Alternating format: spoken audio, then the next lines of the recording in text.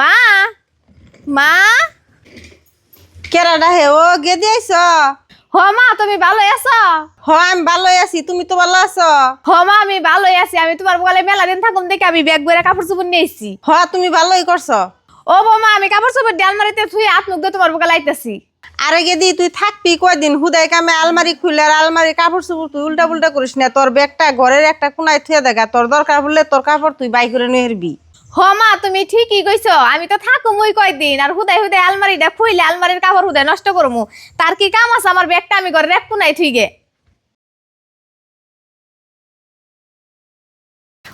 গেদি আমার কি মাথা বিষ করতেছে, আমি যে কেমনে করে দুয়ের বাড়ি ঘর ঘুরুমু। মা থসে তোমার দেড় বাড়ি ঘর ঝাড়ু মারন লাগবো না, তুমি এনে বহ।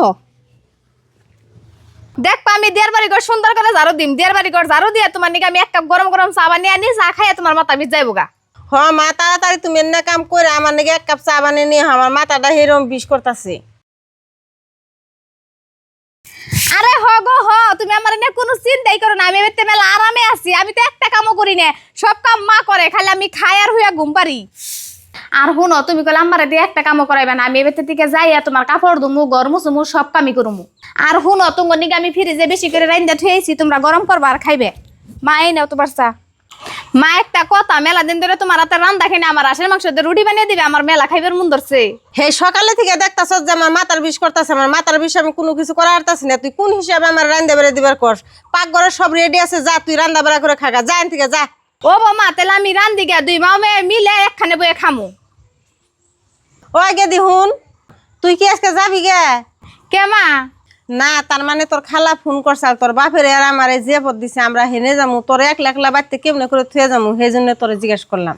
আরে মা, তোমার কইবার নিকে তো আমি ভুলাই গেছি গে। আজকে সন্ধ্যার সময় তুমি জামাইব আমার নিবেন নিকে, আমি আজকে সন্ধ্যা বেলায় যাম গা।